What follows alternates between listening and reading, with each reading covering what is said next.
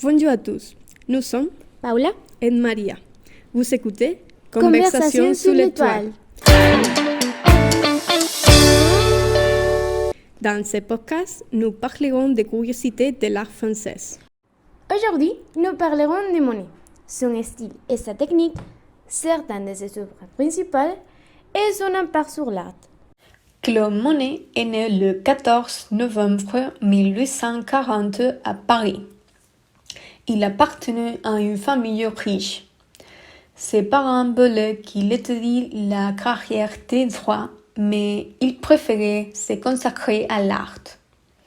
Ses parents ont décidé de le soutenir financièrement à tout moment.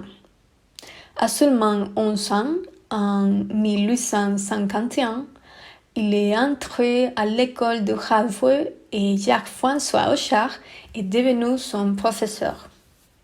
En 1859, il s'est installé à Paris pour étudier à l'Académie suisse. Il y rencontre des autres artistes comme Renoir et Alfred Sisley.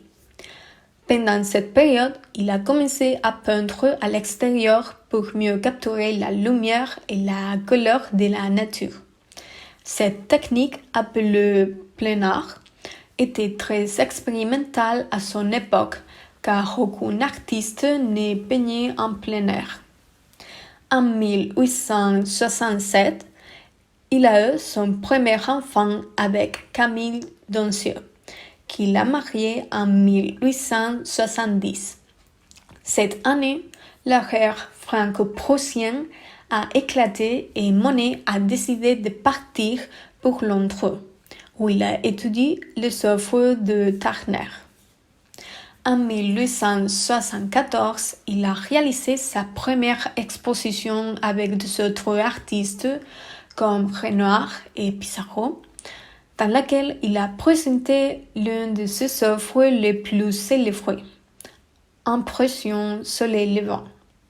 Les critiques d'art ont ridiculisé l'œuvre et le mouvement, utilisant le terme impressionniste comme un insulte.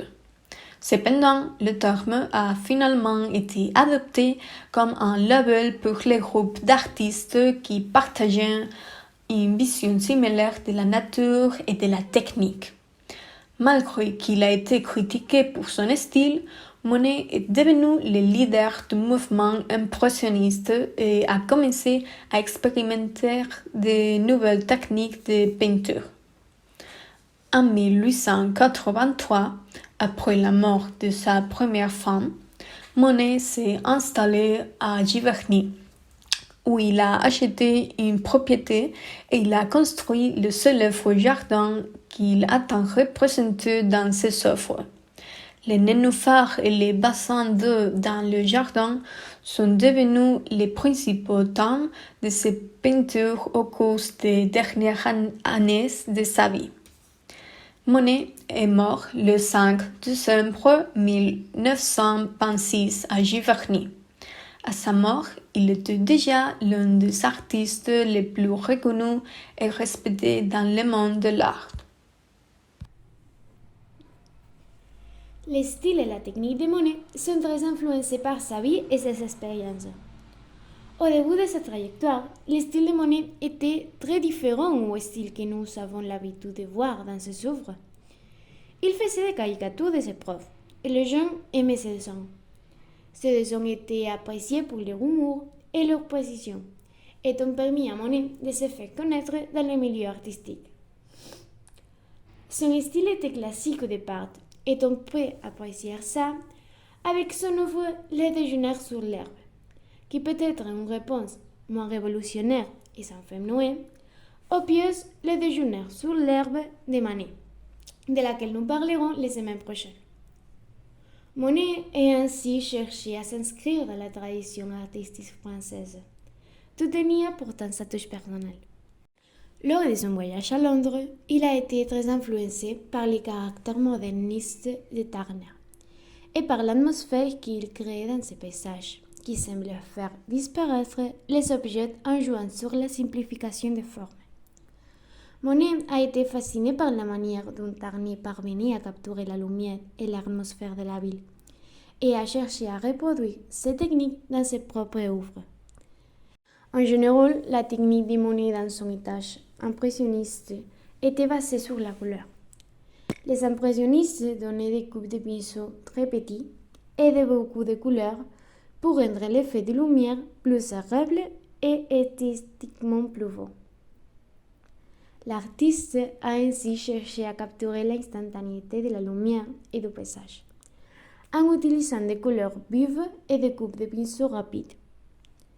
Au fil du temps et des expériences de sa vie, son style change. L'amour de son fils et la guerre près de Giverny se reflètent dans ses traits. On peut voir comment ils sont très nerveux, agités et anxieux, générés par la peur et le chaos. Son œuvre la plus célèbre, comme nous l'avons déjà dit, était Impression soleil levant. Mais de plus, Monet était très remarquable pour ses séries de peintures, allant jusqu'à l'appeler comme le créateur de séries de peintures. Cette technique consistait à représenter une même chose sous différentes perspectives avec des couleurs différentes et une luminosité différente selon le sort de la journée. Quelques exemples sont les falaises de Troyes, le Meule, la série des cathédrales de Rouen, la série des parlements de Londres, Venise et le nymphéa de son jardin.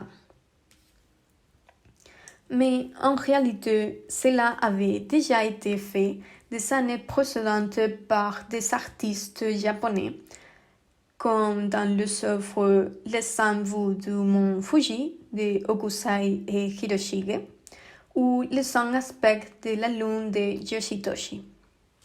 L'influence de Hokusai est observée par la façon de représenter l'atmosphère, l'ambiance et la lumière qui était l'intention de deux artistes.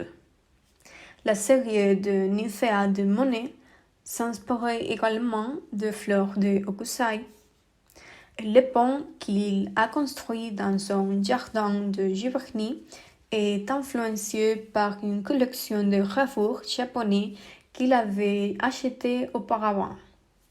Non seulement Monet, mais aussi d'autres artistes impressionnistes ont été influencés par l'art japonais. Monet, avec son œuvre Impression soleil levant, a marqué les débuts du courant connu sous le nom d'impressionnisme. Les gens disaient que cette œuvre n'était ni une peinture ni un tableau. C'était quelque chose comme une esquisse, une impression.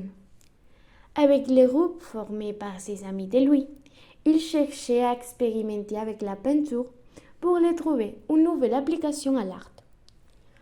On peut dire qu'il était un artiste en avance sur son temps, parce que dans le musée de l'Orangerie, il créait 2 pièces avec 8 œuvres géantes de nénuphars qui étaient disposées le long des murs en créant une installation qui créait la sensation d'être à Giverny. C'est une expérience interactive et une expérience 360, avec un pool électrique qui changeait avec les heures de lumière du jour. Cette œuvre, qui témoigne de la volonté de Monet de repousser les limites de l'art et de créer des expériences immersives et interactives, est un exemple frappant de son génie et de sa capacité à innover et à se renouveler en tant qu'artiste. Monet était ainsi un artiste en avance sur son temps, qui a su anticiper les tendances et les évolutions de l'art et de la société, et qui a laissé un héritage artistique majeur et incontournable. Et c'est tout pour cette semaine. Merci d'avoir écouté cet épisode de Conversation sur l'étoile. Nous espérons que vous avez aimé notre podcast. Si vous avez une opinion sur ce que nous avons dit, n'hésitez pas à écrire un commentaire. Rejoignez-nous pour de nouveaux épisodes où nous continuerons à découvrir les histoires fascinantes derrière les plus grandes œuvres d'art. Au revoir.